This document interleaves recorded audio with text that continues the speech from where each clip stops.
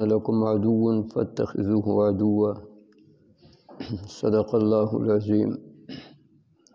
اللہ تعالیٰ فرمائی چې شیطان دا ستاسو دشمن دی او د دشمن وګڼئ. شیطان د اول ورځې نه د انسان دشمن شوی دی او د دشمنی چې انسان سره ده دا په تکبر او د حسد دی وجې نه ده. کله چې الله تعالی آدم علیه السلام هغه پیدا کړ نو ملایکو ته یې وویل چې دته سجده وکړئ. هغه وخت سره سجده دا تعظیم لکه څوک چې چا سره لاړ شي سلام ورته کوي. نو ملایکو سجده وکړله او ده سجده ونه کړه او الله تعالی سره بحث هم چې دی نو وکړ چې اهذا الذي کرمت علی وی دې تا په ما باندې غوره کړ او خلقتنی من نار وخلقته من طین، تا زه د اور نه پیدا کړی ما. اور یو نورانی شی دی او دې د خاورې نه پیدا کړی دی. خاوره او دغه اور د دوی په منځ کې فرق دی. ما ته څنګه وایي چې دته سجده وکړه. اسجد لمن خلقت طینا، د خټې نه چې د څوک پیدا کړی نو زه به هغه ته سجده کوم. نو دا د آدم علیه السلام سره د آدم علیه السلام اولاد سره دو سره د دشمنی دا ازلي ده او دا دشمنی د وجې د حسد او د وجې د تکبر نه ده چې ده ته ځان غټ ښکارېده. نو ده په دې باندې حسد وکړو چې د آدم علیه السلام له الله تعالی مرتبه ولې ورکړه او دی ولې د ملایکو او د ټولو د هغو مقتدا هغه وګرځېده او د هغو یو دغه د تعظیم حکم ورته وشو چې د ده تعظیم هغه کوئ. نو دې وجې نه الله تعالی قرآن کریم کې فرمایي چې ستاسو دشمن هغه شیطان دی او دې دشمن وګڼئ. دشمن که سړي ته د یو خیر خبره هغه کوي نو هغې کې ومه څه چلي او په هغې کې ومه څه مقصد دی. هغه یو سړي ته وایي چې وګوره دې ځای کې ځان له کور جوړ کړه، هغې سړی ستا مخالف وي نو ظاهر کې خو هغه تا ته ښه ښوونه وکړه، ولې چې دی ستا دشمن دی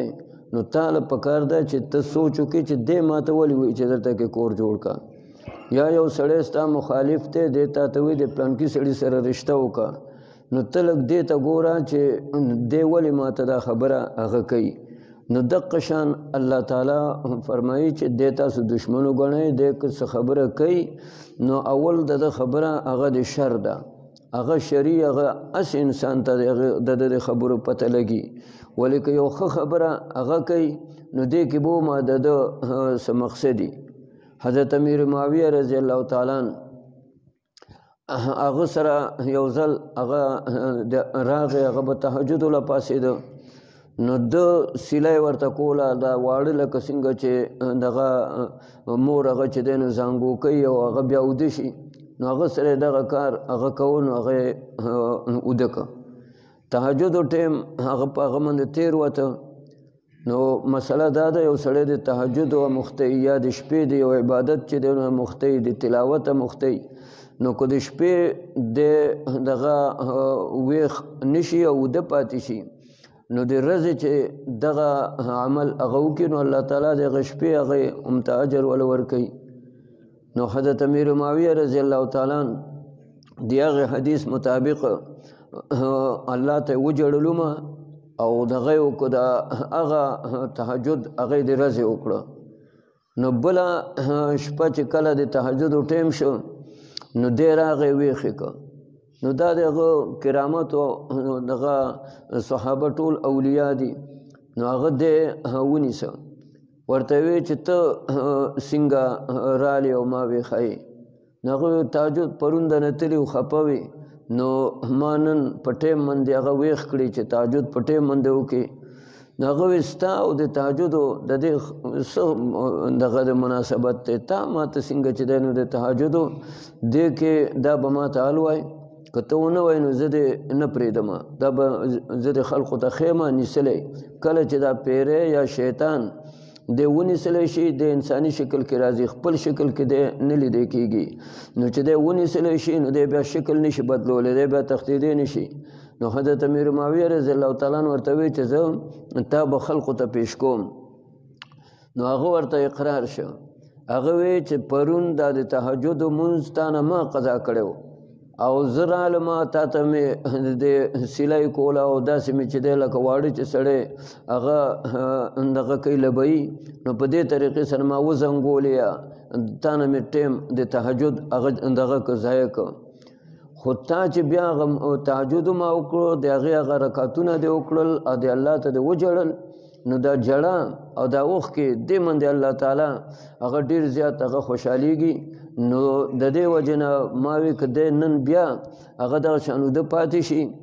نو هغه د عبادت د هغه رکعتونو بدل خو به ورته میلاو شي ولې دې سره زیاتې هغه د جړه هغه دی به بیا وجاړي نو دې وجې نه دا ما ته ویښ کړې نو د ده که یو ښه خبره هغه کوي انسان ته نو دې کې هم د ده څه ډېر لوی چې دی نو مقصد یې چې زه د یو غټې خبرې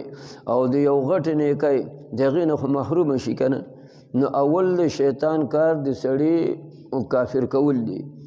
که په دې باندې هغه ونه شي نو بیا یې په ګناهونو کې اخته کول دا دي که هغه ونه شي نو بیا ډېرې غټې غټې چې دی نو نیکۍ د هغې نه منع کوي د هغې داسې رکاوټونه جوړوي داسې خبرې جوړوي چې د ده هغه غټ کومه نیکي او د ثواب خبره چې د هغې نه محروم کوي نو دې وجه نه الله تعالی وایي دا ستاسو دشمن دی او دې